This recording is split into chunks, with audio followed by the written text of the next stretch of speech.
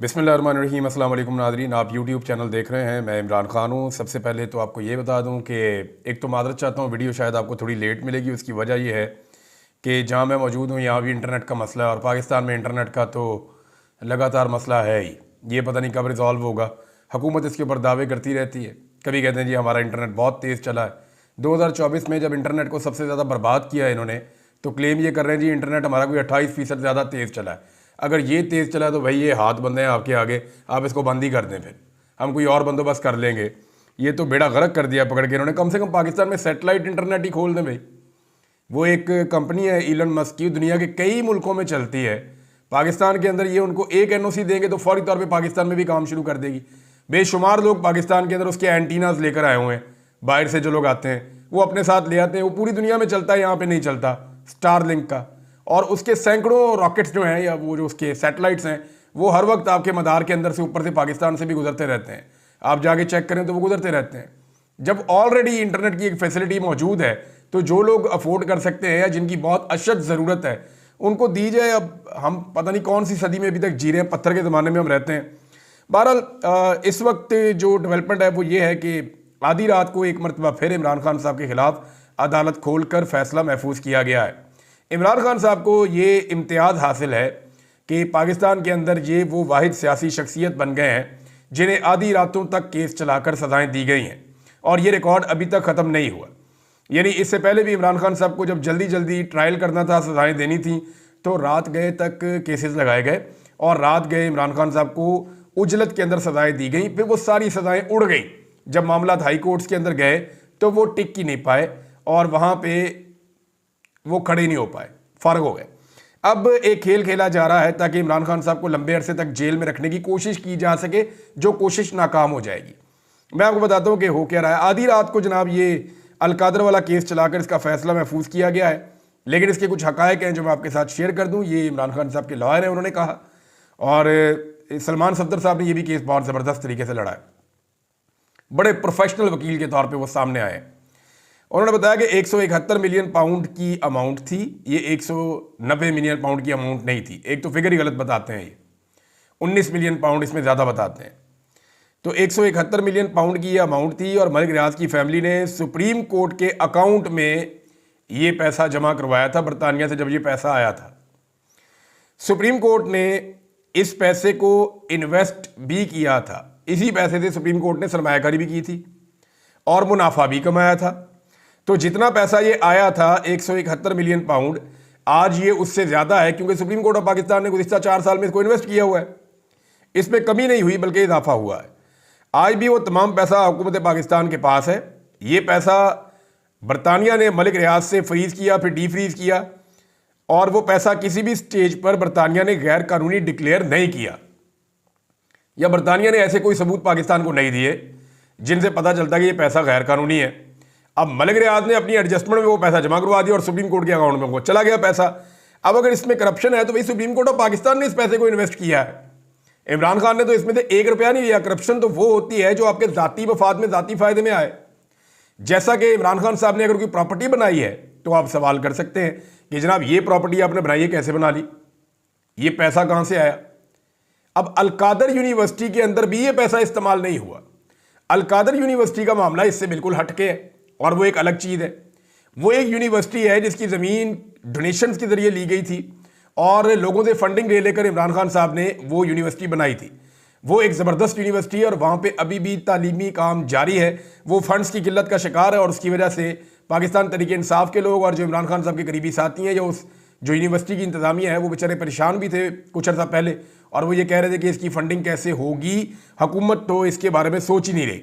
बहरहाल ये केस भी आधी रात को केस का फैसला महफूज किया गया है और ये सुनाया जाएगा 23 तारीख को। 23 तारीख को इसलिए सुनाया जाएगा कि फौरी तौर पे मौसम सरमा की छुट्टियां अदालतों को, क्योंकि इस्लामाबाद हाई कोर्ट में इसकी अपील होनी है, तो वहाँ आमिर फारूक साहब हैं, फिर छुट्टियां लंबी 8 जनवरी तक। तो 8 जनवरी तक तो इमरान खान साहब अपील नहीं कर पाएंगे। दूसरा, इस्लामाबाद हाई कोर्ट में नए जजेस लाने की भी तैयारी हो रही है और इस्लामाबाद हाई कोर्ट में जब केस लगेगा तो कोशिश की जाएगी कि उन जजेस के पास ना लगाया जाए जो इंसाफ करने में भरोसा करते हैं या इंसाफ करने की तरफ जाते हैं। इस्लामाबाद हाई कोर्ट के जजेस से ये हुकूमत और निज़ाम बहुत तंग रहा है। वजह यह है कि वो जजेस दबाव में नहीं आए, उन्होंने ख़त भी लिखा था और उन्होंने हर किस्म के दबाव को मुस्तरद किया है। इसीलिए उन जजेस से इस्लामाबाद के 3 हलकों का जब वो मामला खुला तो वो ट्रिब्यूनल उन जजों से लेकर वो शिफ्ट कर दिया गया, एक रिटायर्ड जज को दे दिया गया। अब अपनी मर्जी के जज लाए जा रहे हैं ताकि इमरान खान साहब के केस को वहाँ शिफ्ट किया जाए। लेकिन ये सारा कुछ क्या इतना ही आसान होगा? अभी बहुत कुछ और होना बाकी है, लेकिन एक रिकॉर्ड तो बन गया है। और पाकिस्तान तहरीक इंसाफ के पास कहने के लिए एक बात और आ गई है कि रातों को अदालतें खोलकर अगर किसी शख्स के साथ जुल्म और जबर किया गया तो वो इमरान खान है। ऐसा तो किसी और के साथ इस मुल्क की तारीख में नहीं हुआ। अब फिर रात को फैसला महफूज किया गया है। इससे पहले भी आधी आधी रात तक जो है वो केसेस चलाए गए हैं। वो केसेस भी कचरे के डब्बे में गए और तारीख के कूड़ादान में गए। ये केसेस के फैसले कहाँ जाएंगे ये आप देख लीजिएगा। अच्छा जी, इसमें चीफ जस्टिस ऑफ पाकिस्तान का एक स्टेटमेंट मैं यहाँ सुनाना बहुत ज़रूरी समझता हूँ। उन्होंने कहा जी, इंसाफ की फराहमी जजेस की आईनी जिम्मेदारी है। ये आईनी जिम्मेदारी हम जज साहब देख रहे हैं कि जब निज़ाम जजेस को ये कह दे कि आपने इस शख्स के खिलाफ फौरी तौर पे फैसला सुनाना है तो आधी आधी रात को भी फैसले होते हैं, आधी आधी रात को अदालतें भी खुल जाती हैं और आधी आधी रात को एक एक हफ्ते के अंदर 3-3, 4-4 बड़े अहम फैसले सुना के एक शख्स को और उसकी पार्टी को दीवार के साथ लगा दिया जाता है, उससे बल्ले का निशान भी ले लिया जाता है। लेकिन आप ही चीफ जस्टिस थे जब अभी चंद दिन कबल इस्लामाबाद में आपके सुप्रीम कोर्ट से वॉकिंग डिस्टेंस के ऊपर सरेआम गोलियां मारकर निहत्ते मुजाहिरीन को, दर्जनों मुजाहिरीन के ऊपर सरेआम गोलियां चलाई गई हैं, जिनमें 12 लाशें उन्होंने दफन की हैं और वो अभी भी क्लेम कर रहे हैं उनके बहुत सारे अफराद लापता हैं। आप ही के दौर में लोग लापता हो रहे हैं। 20,000 बंदे गिरफ्तार हुए एक पोलिटिकल पार्टी के, चादर और चारदीवारी का तकद्दुस पामाल हुआ, खवातीन और बच्चों का अगवा हुआ, केपी हाउस और पार्लियामेंट हाउस आपके साथ वाली इमारत है उसके ऊपर भी हमला हुआ, लेकिन जजेस ने इंसाफ नहीं दिया। तो इसका मतलब है कि जजेस अपनी आईनी जिम्मेदारी पूरी नहीं कर रहे। सवाल तो फिर यही उठता है ना, अगर तो ये आईनी जिम्मेदारी है तो ये पूरी होनी चाहिए थी। अब चीफ जस्टिस ऑफ पाकिस्तान ने बाकायदा एक कमेटी बनाई है और उसमें जेलों में जाकर मुलाकातें करना और सारी चीज़ें चेक करने का एक पूरा प्रोसीजर है। अब खदीजा शाह साहिबा जो है वो इसकी मेंबर हैं और उन्हें इख्तियारात दिए गए हैं चीफ जस्टिस ऑफ पाकिस्तान की जानिब से। अब सबसे ज़्यादा पाकिस्तान में जिस कैदी के लिए आवाज़ उठती है, जिसके साथ जुल्म हो रहा है, वो इमरान खान है। अब वो अपनी रिपोर्ट मुरतब कर रही हैं। उन्होंने इमरान खान से मिलने की कोशिश की और उनको नहीं मिलने दिया गया।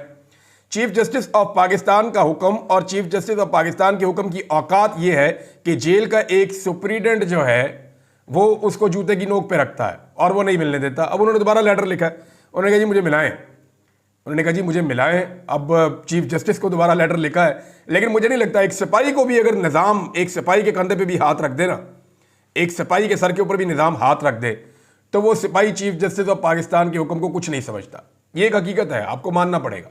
पाकिस्तान की एस्टेब्लिशमेंट जिसके पीछे खड़ी हो जाती है, फिर उससे आप फिरौन की तरह काम करवा लें, जैसे मर्जी करवा लें, उसको परवाह ही नहीं होती। लेकिन बैरूनी दबाव लगातार बढ़ता चला जा रहा है। अभी जो एक स्टेटमेंट है, जो इंपॉर्टेंट स्टेटमेंट है, वो मैं आपको स्टेटमेंट बताता हूँ। ये अमेरिकी सफ़ीर का स्टेटमेंट है और याद रखिएगा कि अमेरिकी सफ़ीर पाकिस्तान में जब भी कभी बात करते थे तो वो डोनाल्ड ब्लूम इनका नाम है। ये जब ये लोग बात करते थे दहशतगर्दी की जंग की बात करते थे, पाकिस्तान की यूएस एड की बात करते थे, फंडिंग की बात करते थे, मईशत की बात करते थे। लेकिन इट इज़ फर्स्ट टाइम ये अब उनका जो स्टेटमेंट सामने आया वो ये है कि अमेरिका तमाम शहरियों के हुकूक के तहफ़्फ़ुज़ के लिए पाकिस्तान के साथ खड़ा है। ज़रा गौर कीजिएगा इसको। अब वो शहरियों के हकूक़ के तहफ़्फ़ुज़ की बात कर रहे हैं। जमहूरी हुकूक, आज़ादी इज़हार राय, बुनियादी इंसानी हुकूक और जो जमहूरी आज़ादियाँ हैं, अब इन चीज़ों के बारे में अमेरिकन बात कर रहे हैं। इसका मतलब है कि जो बाइडन का एक पूरा ऑरा था या जो बाइडन की पूरी एक पॉलिसी थी वो अब बैठना शुरू हो गई है, क्योंकि यहाँ पे एक स्टेटमेंट जो है वो अमेरिका की जानिब से और भी आया है। और ये स्टेटमेंट भी जब मैं आपको बताऊंगा तो आपको आइडिया हो जाएगा कि जो बाइडन के जाने से पहले जो बाइडन की पॉलिसी जो है वो रुखसत हो रही है। अमेरिकी महकमा खारजा के तर्जुमान मैथ्यू मिलर ने कहा ब्रीफिंग देते हुए कि पाकिस्तान में इंतखाबी बेज़ाब्तियों का जवाब देने की ज़रूरत है। यानी जो कुछ भी पाकिस्तान के इंतखाबात में हुआ, अब अमेरिका कहता है कि उसका जवाब देने की ज़रूरत है।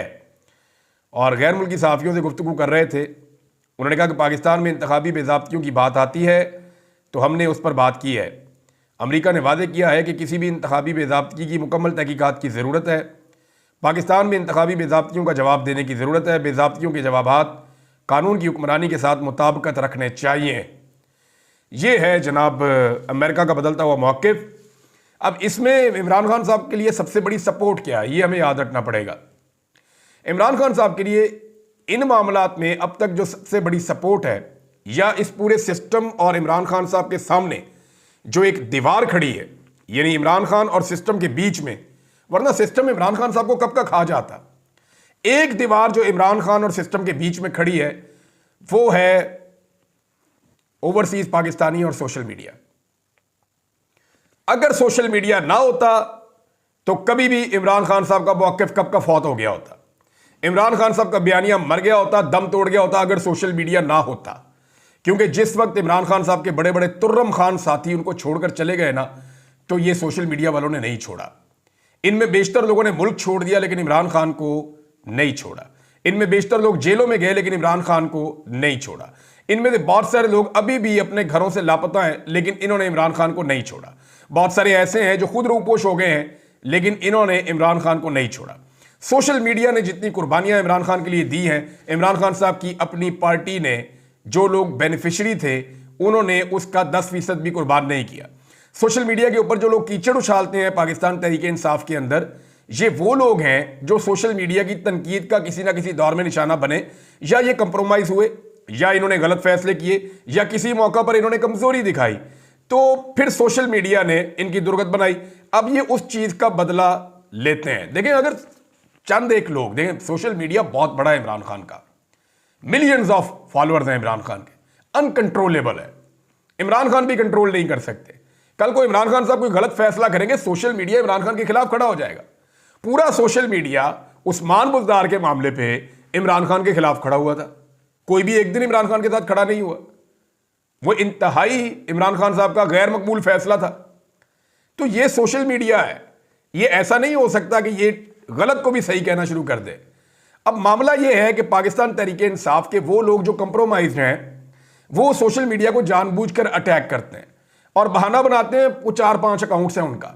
अब वो जो 4-5 लोग हैं भैया, आप उनको निशानदेही करके उनका नाम लें। जब आप कहते हैं ना कि सोशल मीडिया, तो फिर आप मिलियंस ऑफ फॉलोअर्स के ऊपर आप अटैक करते हैं। अगर आपको किसी 1, 2 या 3 बंदों से प्रॉब्लम है कि जनाब ये 2-3 बंदे जो है ना वो पाकिस्तान तहरीक-ए-इंसाफ के सोशल मीडिया के अंदर गंद फैलाने के लिए जिम्मेदार हैं, और भैया आप उन 2-3 बंदों की जिम्मेदारी ले लें, उनका नाम ले लें, बताएं जनाब कि ये 2-3 लोग हैं।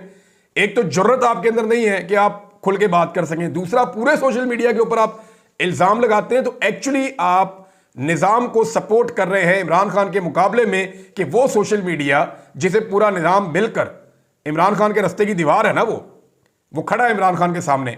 जो सोशल मीडिया पूरा निजाम मिलकर नहीं वो दीवार हटा सका, आप उसको अंदर से बैठकर नकब लगा रहे हैं और कुछ नहीं कर रहे। इस पे अजहर मशवानी ने एक बड़ा जबरदस्त ट्वीट किया है और उन्होंने बहुत सारी मिसालें इसके अंदर दी। उन्होंने कहा जी देखें, क्या 20,000 बंदा जो उठाया गया वो सोशल मीडिया ने उठाया? क्या चादर और चार दीवारी का तकद्दुस सोशल मीडिया ने पामाल किया है? इमरान खान साहब की हुकूमत जब गिरी थी, रिजीम चेंज ऑपरेशन हुआ था, तो उसका जिम्मेदार भी सोशल मीडिया था। मेरे भी चंद सवाल आते हैं, क्या regime change operation social media ने करवाया था? यानी 25 मई 2022 तक तो इमरान खान साहब का मीडिया बड़ा कंट्रोल था, सोशल मीडिया।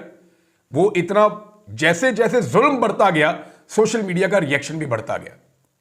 जैसे जैसे जबर और फस्तायत बुलंद होती गई, सोशल मीडिया भी, मैंने कल आपको मिसाल दी थी कि सोशल मीडिया जितना आप रोकते हैं, दबाव डालते हैं, जुल्म करते हैं, ये उतना ऊपर जाता है। आप जितना लॉजिक के साथ चलेंगे, आप जितना ज्यादा आएंगे, आर्गुमेंट देंगे, जितना अच्छा आपका लॉजिक होगा, ये उतना आप इसको कंट्रोल कर सकते हैं। लेकिन ये जो लोग सोशल मीडिया के ऊपर अटैक कर रहे हैं, एक्चुअली ये इमरान खान साहब की जड़ें काट रहे हैं और ओवरसीज पाकिस्तानी एक दीवार साबित हुए हैं।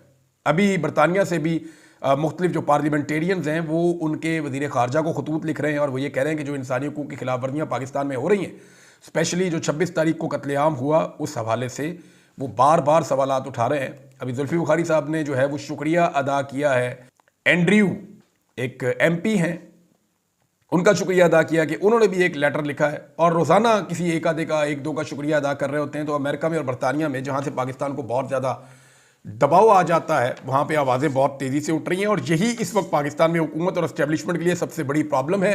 अब इसको डे टू डे वो इसको डील कर रहे हैं इस मामले को, क्योंकि 1 महीना रह गया है जो बाइडन की हुकूमत जाने में। जो बाइडन की हुकूमत गई तो इस एस्टेब्लिशमेंट और हुकूमत के ऊपर से हाथ उठ जाएगा। जब इनके ऊपर से हाथ उठ जाएगा तो फिर इनको हर सवाल का जवाब देना पड़ेगा आलमी सतह पे, और फिर इनको हो सकता है थोड़ा सा टाइट भी किया जाए इंसानी हकूक़ की खिलाफ वर्जियों के हवाले से। मेरी ये ख्वाहिश है ذاتی तौर पे कि जो लोग जिम्मेदार हैं उनके खिलाफ कार्रवाई होनी चाहिए। Pakistan is not responsible for this, यानी हम पाकिस्तानियों का कोई कसूर नहीं है। 25 करोड़ पाकिस्तानियों का, पाकिस्तान के इदारों का, पाकिस्तान के लोगों का किसी जुल्म, ज्यादती और जबर में कोई कसूर नहीं है। पाकिस्तान को किसी चीज़ की कभी भी सज़ा नहीं मिलनी चाहिए। पाकिस्तानी पुरअमन लोग हैं, जमहूरियत पसंद लोग हैं, उन्होंने वोट के जरिए से अपनी राय दी थी, वो पुरअमन एहतजाज करने के लिए आते हैं, शानदार लोग हैं। हाँ, ये चंद लोगों के गलत फैसले हैं जिनका नतीजा पाकिस्तान भुगत रहा है। अगर इंक्वायरी करनी है तो उनके खिलाफ की जाए, कोई पाबंदी लगानी है, कोई चीज़ उनसे एहतसाब करना है तो चंद लोगों का किया जाए जो इसके लिए रिस्पॉन्सिबल हैं। इस सूरत को देखते हुए पाकिस्तान पीपल्स पार्टी ने हल्की हल्की आंच के ऊपर हुकूमत के खिलाफ तनकीद शुरू कर दी है और नून लीग के खिलाफ अब बयानात दे रहे हैं। खासतौर पे इंटरनेट के हवाले से उन्होंने बयानात देना शुरू किए, सोशल मीडिया पर पाबंदियों के हवाले से बयानात देना शुरू किए, क्योंकि people's party partner in crime है। जितने क्राइम हुए उनके अंदर पार्टनर है पीपल्स पार्टी। सिंध के अंदर जो जुल्म हुआ है वो पंजाब से किसी सूरत कम नहीं है। बिलावल वो वाहिद आदमी है जिसने अपने मुंह से ब्रूट मेजॉरिटी का और लाठी वाली जमहूरियत का लफ्ज इस्तेमाल किया है। बिलावल जरदारी का और जमहूरियत का दूर दूर तक कोई ताल्लुक नहीं है। बेनज़ीर भुट्टो एक जमहूरी खातून थी, लेकिन बिलावल की ऐसा लगता है कि जमहूरी और सियासी तरबियत बिल्कुल नहीं है। प्लेट में रख के उन्हें इक़्तिदार मिला है, प्लेट में रख के उन्हें पार्टी की चेयरमैनशिप मिली है, उन्होंने कभी कोई जिद्दोजहद की नहीं है। लिहाजा बिलावल को ये लगता है कि वो लाठी भी चला लेंगे और ब्रूट मेजॉरिटी भी ले लेंगे और जुल्म और जबर भी करेंगे और फिर जमहूरी भी बन जाएंगे वक्त आने पर। लेकिन पाकिस्तान के अवाम उन्हें पहचान गए हैं। अगर सिंध में एक दफ़ा फ्री एंड फेयर इलेक्शन हो जाए तो मैं चैलेंज करता हूं कि बिलावल अपनी सीट कभी नहीं जीत पाएगा, कभी भी नहीं जीत पाएगा। ये सवाल ही पैदा नहीं होता। अब एक और चीज़ है नाजरीन, पाकिस्तान तहरीक इंसाफ का एक एलामिया है यहाँ पे, और वो एलामिया देखिए कैसे लिखा गया है, मैं आपको पढ़ के सुनाऊंगा। उसमें एक चीज़ बड़ी इंपॉर्टेंट है। ये पार्लिमानी पार्टी का इजलास खत्म हुआ है और इसके अंदर कुछ खबरें आई हैं। एक तो ये भी है शायद कि डायरेक्टली कोई हुकूमत के साथ मुज़ाकरात ना किए जाए, बाकायदा बंदे डाल के, और पार्टियां भी हैं तो इस तरीके से एक मैकेनिज्म बनाकर किया जाए, जल्दबाजी में कोई चीज़ ना की जाए। हुकूमत भी गैर संजीदा है मुज़ाकरात के हवाले से। लेकिन राणा सनाउल्लाह ने मुज़ाकरात में एक बड़ी मज़ेदार बात की है, पहले वो बताता हूँ आपको मैं।